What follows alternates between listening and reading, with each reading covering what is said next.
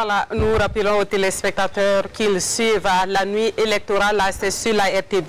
Nous sommes environ à 1h30 bientôt, Fousseni Kindo, alors que nos prochains invités sont en train d'arriver. Voilà, nous les voyons donc dans ces images. Je crois que c'est deux invités que nous allons recevoir pour l'instant. Voilà, M. Mahamadi Sawadogo, qui sera là pour le compte de l'OPABF, l'Organisation des peuples africains Burkina Faso. Vous l'aurez compris, donc il est le porte-parole du candidat Maître Ambroise Farama. Le deuxième invité qui sera sur ce plateau dans un instant, c'est M. Abdou Songo, le représentant du professeur Abdoulaye Souma, le candidat du parti Soleil d'avenir. Bienvenue, installez-vous. Alors, bonsoir. Bienvenue sur ce plateau. Bonjour, on dira, parce qu'il est minuit passé. Alors, Monsieur Abdou Songo, c'est vous? Oui. Alors, vous êtes là donc pour le compte du professeur Abdoulaye Souma, le candidat du Soleil d'avenir, comme je le disais. La même question qu'on a l'habitude de poser tout premièrement à nos invités. Comment est-ce que la journée électorale s'est passée au niveau de votre parti? Merci beaucoup.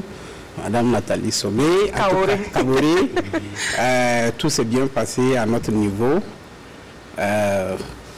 Nous sommes représentés dans plusieurs provinces et avec la liste nationale pour ce qui est des législatives. Et pour les présidentielles aussi, nous sommes présents. En tout cas, dans l'ensemble, tout s'est bien passé. Merci. Vous appréciez globalement le double scrutin présidentiel et législatif? Oui. Oui. Monsieur Sawadogo de l'OPABF, oui. Est-ce que c'est le même sentiment qui vous anime? Merci beaucoup. Mais avant de répondre à votre question, moi j'avais une observation à faire par rapport à la dite émission. Je fais le constat que le MPP notamment, ce soir ce que j'ai pu constater, a eu droit à 2 représentants sur ce plateau. Et comparé aux représentants des autres candidats. Ensuite, l'ordre de passage. Successivement, les représentants du MPP sont montés sur ce plateau pendant que les représentants des autres candidats étaient toujours en attente. Personnellement, ça pose un problème. Et il faut le dire. Lorsque nous avons fait l'insurrection en 2014, cette maison, la TNB, a été visitée. Et nous pensions que... Monsieur Sawadogo, on va rapidement mettre les choses au point. Nous avons un tableau de bord que nous déployons. Oui. Et je crois que les états-majors des partis politiques ont été informés et ils ont eu le temps de pouvoir réagir. Oui. Maintenant, si dans la mise en œuvre, vous voyez des choses qui vous avez été informés... Chaque candidat a 2 représentants? Non, nous avons un conducteur que nous exécutons. Mais il y a le ministre Sawadogo et il y a le ministre Barry qui était là au nom du MPP. Le ministre Sawadogo était là particulièrement au compte de l'APMP, pas forcément du MPP. C'est cette précision que je voulais donner. D'accord, il n'y a pas de problème. Voilà, si vous pouvez répondre à la question qu'on vous a posée. D'accord, après l'observation que j'ai faite, justement. Voilà, donc je peux dire qu'au niveau de l'Organisation des peuples africains, on constate avec tout le monde que les élections se sont passées dans de très bonnes conditions, notamment au niveau du plan sécuritaire, parce qu'on n'a pas déployé véritablement des dégâts, comme on a pu le constater les semaines dernières, où nos forces de sécurité ont été attaquées. Donc pour dire que du point sécuritaire, on peut noter en tout cas une relative satisfaction. Mais par rapport aux aspects organisationnels du scrutin, on a observé véritablement des manquements. Au niveau du parti, comme l'ensemble de beaucoup d'acteurs politiques, on regrette que la CENI, aujourd'hui, au niveau de la CENI, on constate toujours ces manquements. On ne peut pas comprendre que plus de 10 ans, 15 ans d'expérience, on est toujours à constater ces manquements. Parce qu'on a des informations qui sont remontées. Bon, il y a des matériels qui manquent, le local. Moi, personnellement, j'ai voté sur un hangar en centre-ville. Parce que je suis annoncé, patron du marché du Dissiar. à l'école privée Boblawende. Et c'est un domaine privé. Et paraît-il que la personne a mis sa parcelle en vente. Et pratiquement tout le monde a voté en plein libre sous les hangars. La CENI aurait dû prendre des dispositions par rapport à des situations comme ça. Il faut toujours anticiper, gouverner, c'est ça. Donc franchement, on peut dire que la CENI aujourd'hui, après l'expérience et après le fait que quand même on a eu un rayonnement au plan international par rapport à l'organisation des élections, on est toujours à ce stade. Franchement, je suis désolé. Oui, monsieur Zongo, c'est ça? Oui. Oui, au niveau de votre parti Soleil d'avenir, est-ce que c'est ce sentiment que vous avez peut-être, il l'a dit, il y a eu un certain nombre de difficultés, notamment dans l'organisation même de ce double scrutin. Est-ce que vous avez vécu les mêmes sentiments? Merci pour cette question. Bien avant de commencer, j'aurais dû vous remercier pour l'invitation qui nous est faite. Mais en venant ici, le professeur Abdoulaye Souma m'a chargé d'un message. Il m'a dit de vous informer qu'il fera une déclaration liminaire le jeudi à 16 h par rapport au déroulement de ces élections. Et donc, par conséquent, vous reportez votre réaction pour le jeudi. Voilà, pour le jeudi. Le jeudi, tout sera dit. Vous savez que c'est un constitutionnaliste qui ne fait rien au hasard. Et donc, pour cela, mes chers, je vous le dis. Et bon, je pourrais peut-être participer au débat, mais par rapport à ce point-là.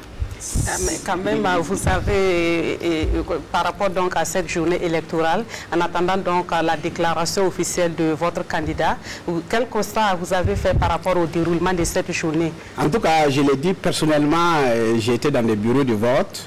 J'ai même participé déjà au dépouillement, au début du dépouillement avant de venir à votre invitation.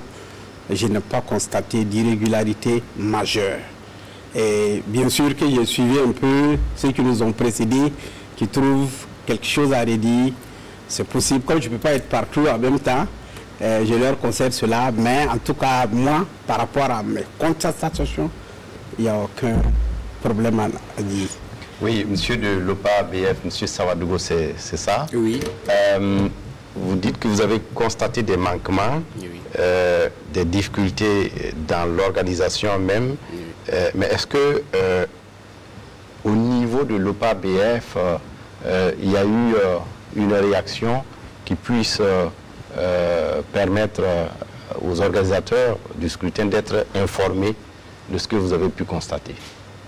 Oui, en tant que parti politique et ayant pris part au scrutin, c'est normal que les informations qui sont remontées, qui tendent à incriminer la CENI par rapport au plan organisationnel, c'est tout à fait normal que des dispositions soient prises pour informer qui de droit.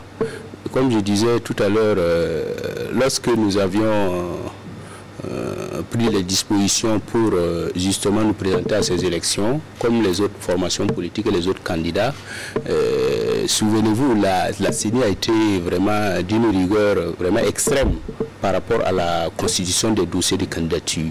Je me rappelle, le président de la CENI a fait une sortie en disant que c'est la loi, et donc vraiment ça a été très dur cette année. Les acteurs politiques peuvent même en témoigner. Beaucoup de listes sont tombées à cause de ça.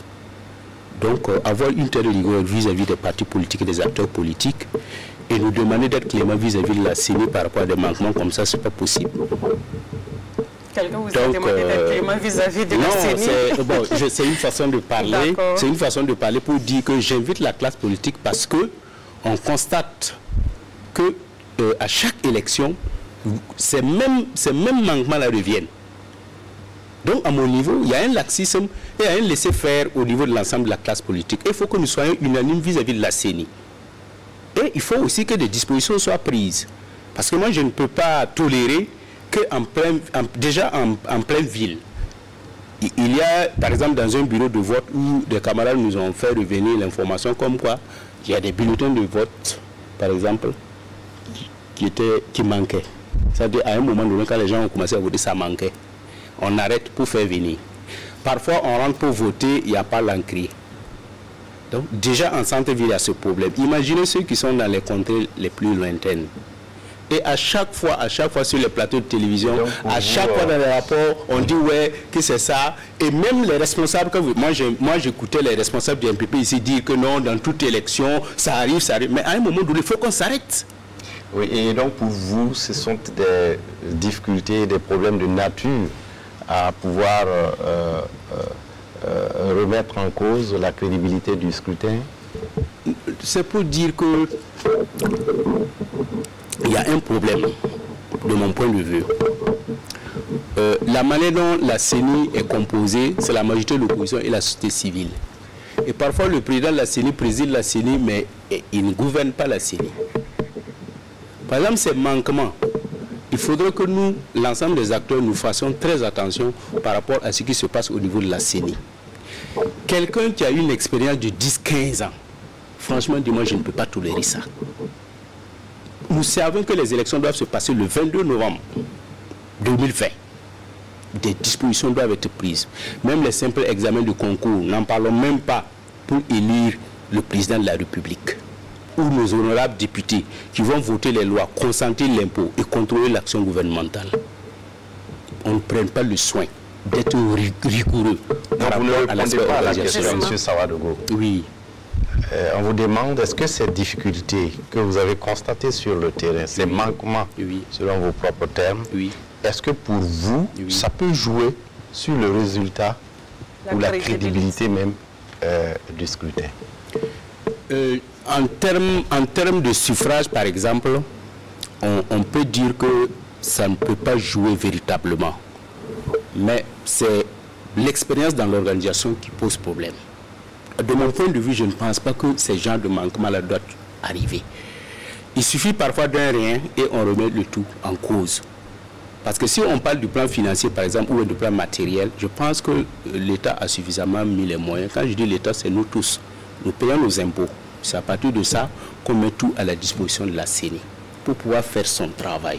Et lorsque quelqu'un fait son travail et qu'il y a des erreurs, minimes soient-elles, il faut les sanctionner et il faut les corriger. Chaque année, chaque élection électorale, on ne peut pas continuer comme ça. Et pour insister sur la question, en réalité, les invités qui vous ont précédés ici, d'aucuns ont parlé de velléité de fraude. Est-ce que c'est votre avis aussi au niveau de l'OPABF? Justement, en rapport avec ces manquements, ils ont conclu qu'il y a des velléités de fraude. De mon expérience par rapport aux élections qui se déroulent au Burkina Faso, il faut dire qu'au Burkina, il y a des spécialistes de la fraude. Et je peux même dire la machine à frauder. Et ça a commencé depuis le temps de Blaise Compaoré.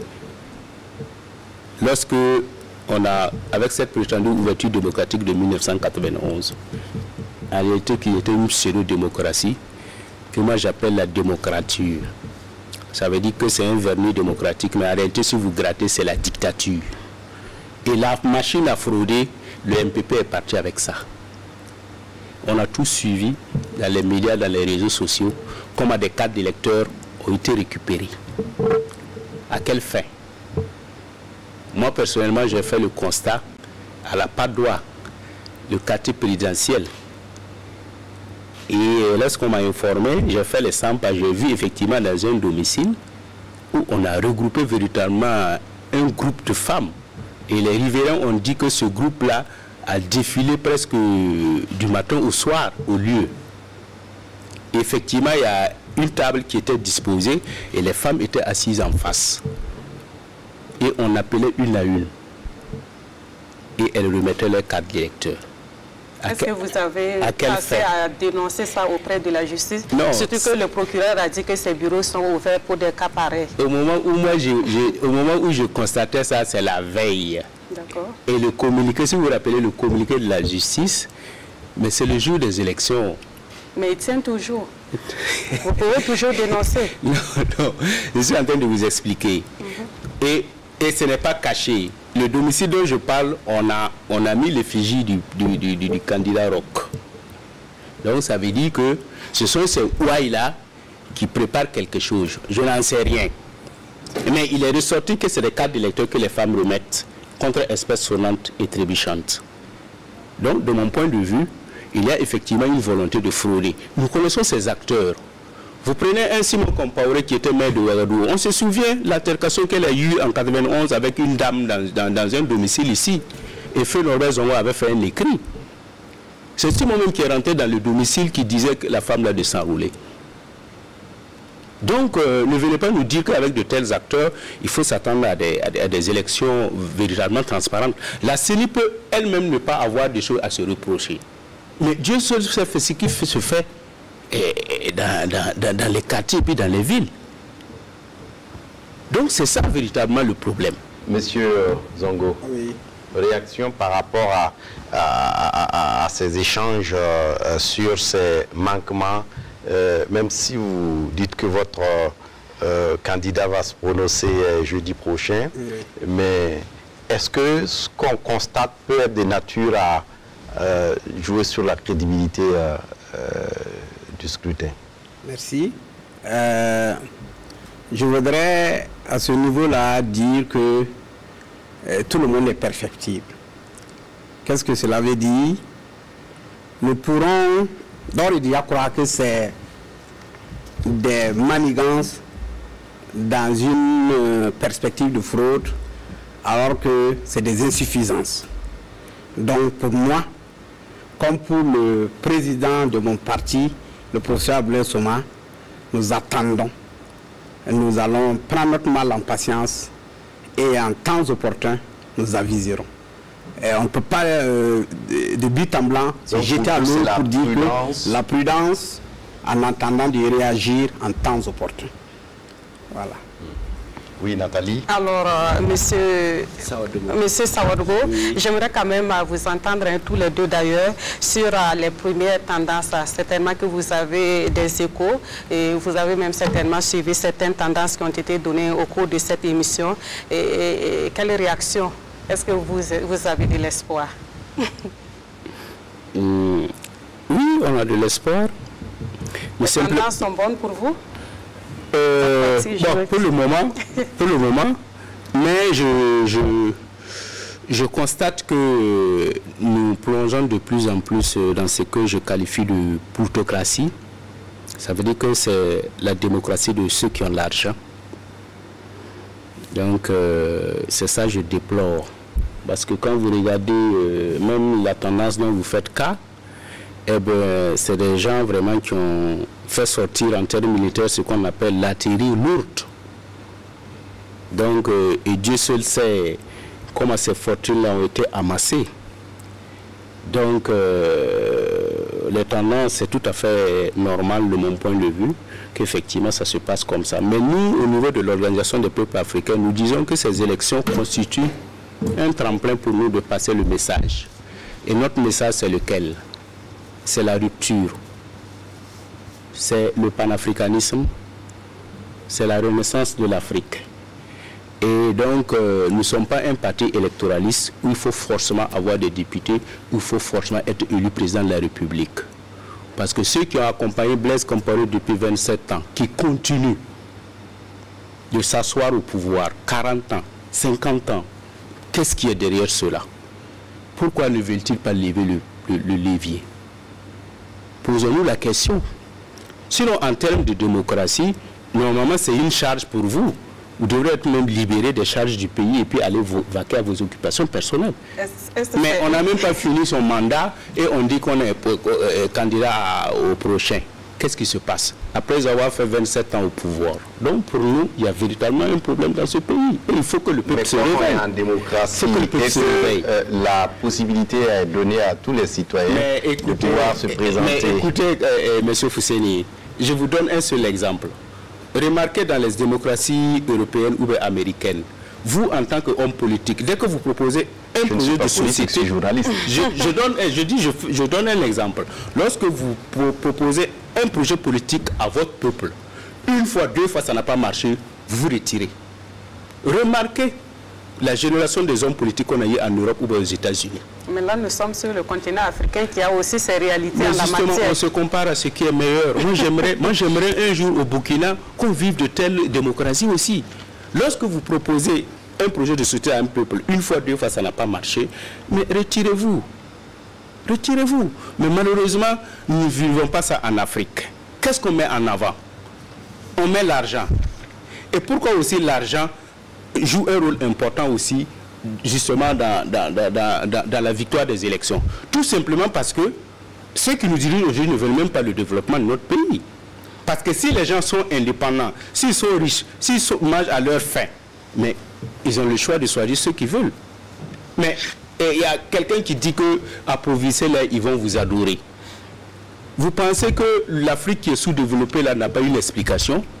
C'est parce que justement, entre griffes, ils veulent que les gens, dictés par la faim, les votent pour avoir à manger.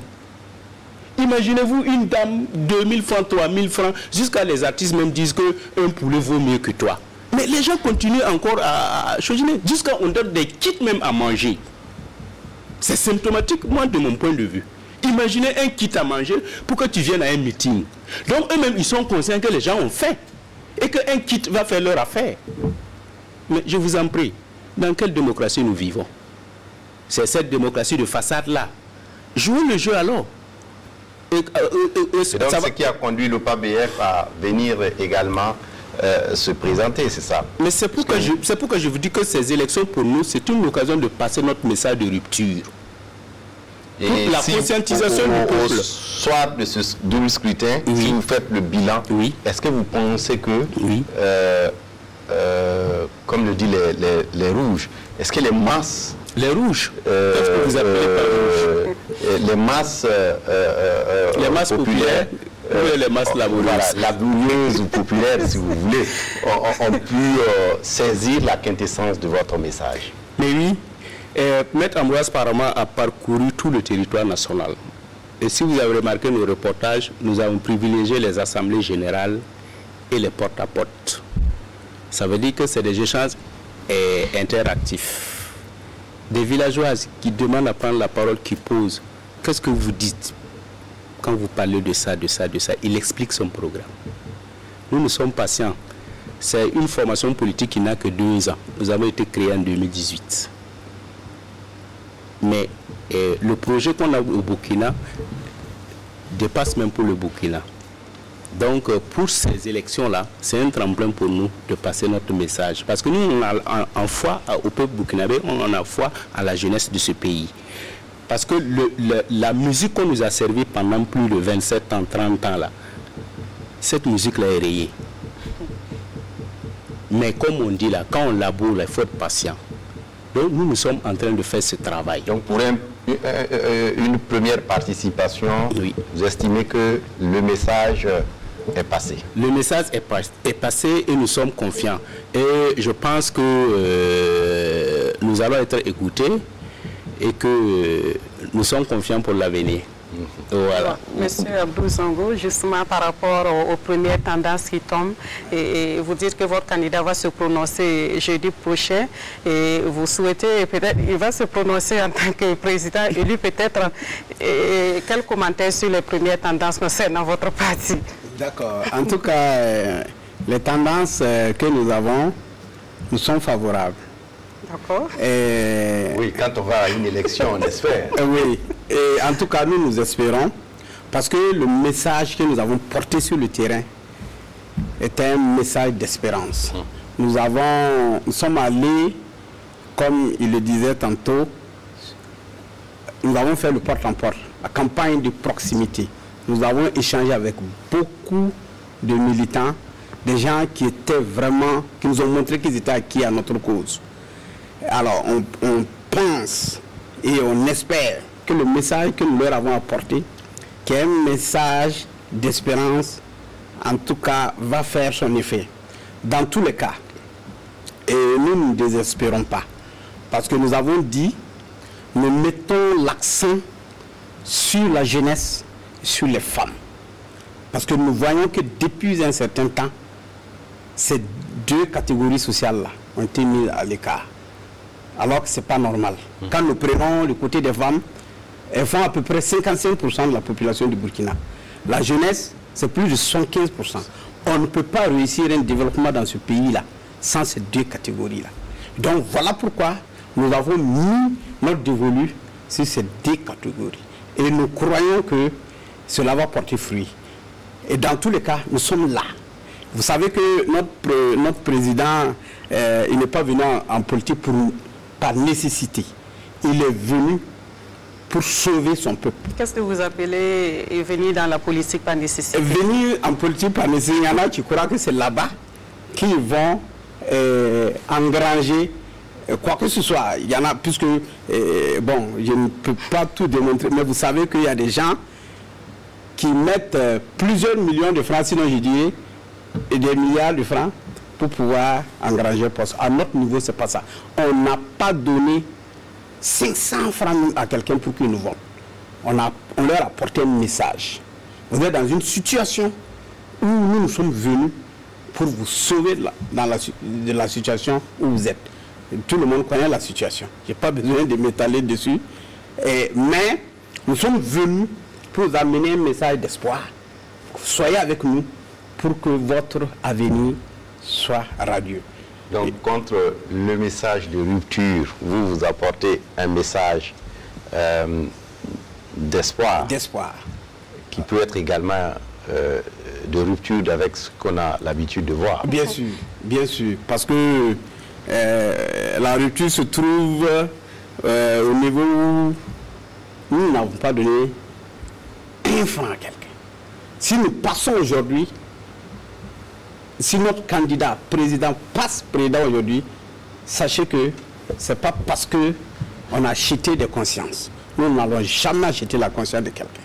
On leur porte le message d'espoir qu'ils viennent pour qu'ensemble nous développions notre pays. Est-ce que vous êtes en train d'accuser ici des partis qui auraient donné peut-être quelque chose pour parler tout simplement? Non, je n'accuse personne. Mais ce que je sais, c'est qu'on entend aussi de gauche à droite qu'il y en a qui sont venus. Mais nous avons dit, parce qu'effectivement sur le terrain, nous avons échangé, quand nous sommes allés, notre première sortie à Ouagadougou, c'était au marché du 10. Qu'on appelle communément le 10 IAR. Quand nous sommes arrivés, nous avons vu des commerçants, quand nous étions en train de partager les flyers, qui ont proposé, qui ont souhaité qu'en lieu et place des flyers, si on pouvait donner des billets de 2000, et nous voteraient. Nous, on leur a dit, on ne va jamais vous donner ça. Parce que 2000 francs, ça ne peut rien vous faire. Vous, en tant que commerçant au 10 IAR, 2000 francs, si vous prenez, c'est pour votre carburant du jour. Alors que nous voudrions que demain, vous soyez indépendants financièrement sur tous les plans. Donc, franchement, à ce niveau, c'est vraiment une rupture.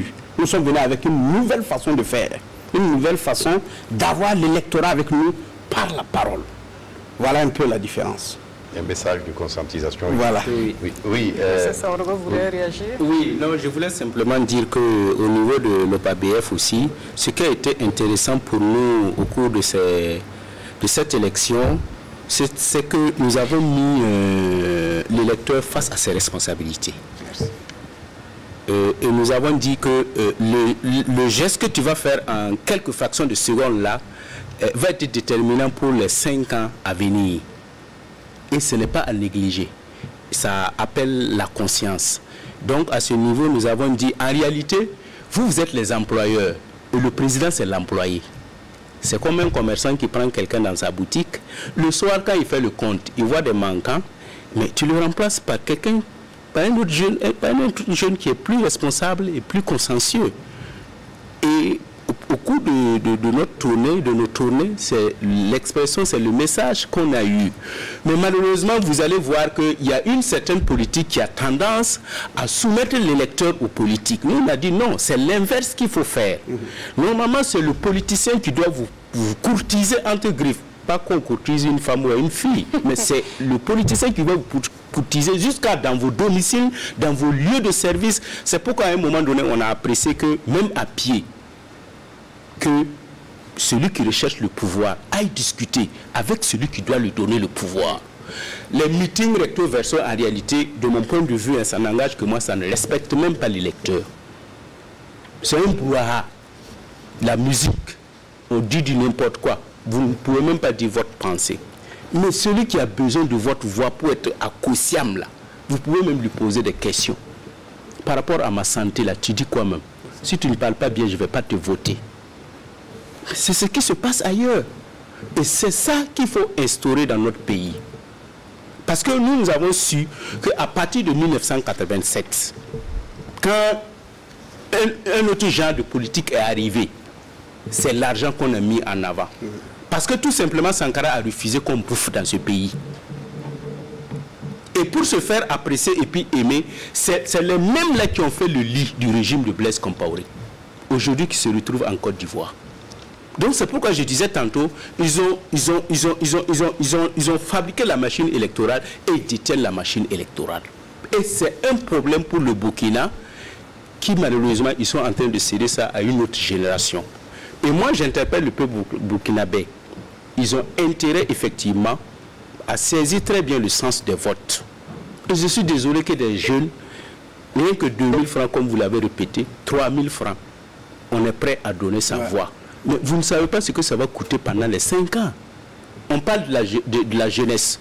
Faites le bilan du recrutement à la fonction publique chaque année. Mais nous, dans notre politique, nous avons dit c'est l'État qui joue le rôle dans les grands chantiers de développement tels que l'éducation, la santé. Aujourd'hui, tout est privatisé. Aujourd'hui, tout est privatisé. Parce que tout simplement, on a rendu ça comme des marchandises. Donc, vous voyez que l'offre politique n'est pas la même. C'est les mêmes qui ont dit qu'ils sont des marxistes. Qui ont dit après qu'ils sont des sociodémocrates. Qui ont quitté ça, qui disent qu'en réalité, ils ne pratiquent pas la social-démocratie, comme le régime de Blaise Compaoré pratique le néolibéralisme. Et qui sont redevenus encore des sociodémocrates. Le MPP se réclame ça. C'est les mêmes acteurs, ça n'a pas changé. Donc, moi j'interpelle le peuple burkinabé à se ressaisir et que ces élections doivent être des moments très importants et qui appellent la conscience. Et le vote doit être consciencieux de mon point de vue. Oui, M. Zongo a souhaité réagir. Je voudrais franchement dire que chacun mette de l'eau dans son vin. Parce que ce pays-là nous appartient tous. Et il a besoin de tranquillité. Nous ne serons jamais les premiers à vouloir quoi que ce soit qui aille à l'encontre de la quiétude de notre pays. Sinon, par rapport à l'achat de conscience, par exemple, nous avons rencontré des étudiants, vous connaissez notre formule sur l'éducation. Nous avons dit, si nous avons le pouvoir, la bourse à tout le monde, du CP1 jusqu'au doctorat. Nous avons rencontré des étudiants qui ont voulu en comprendre, qui ont voulu en comprendre mieux.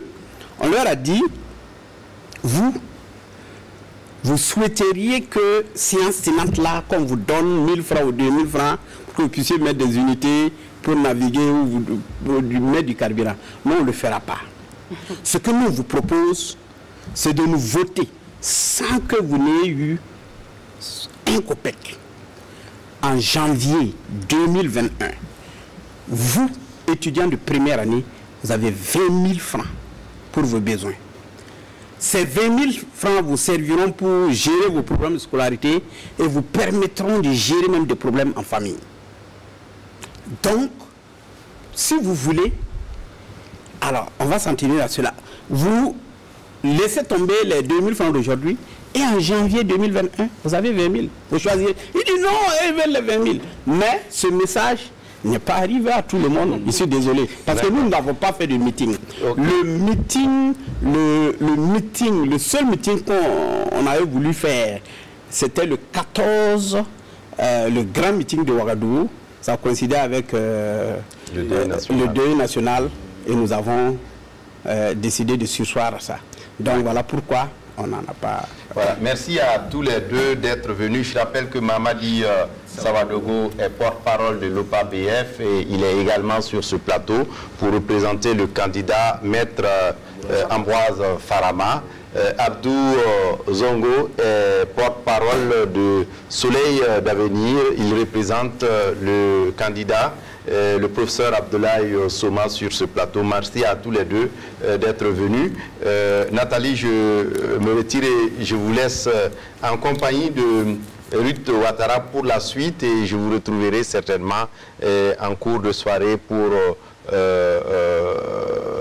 poursuivre avec cette soirée électorale. En attendant, on repart vers la régie. pour une interlude avant certainement de pouvoir recevoir de nouveaux invités sur ce plateau.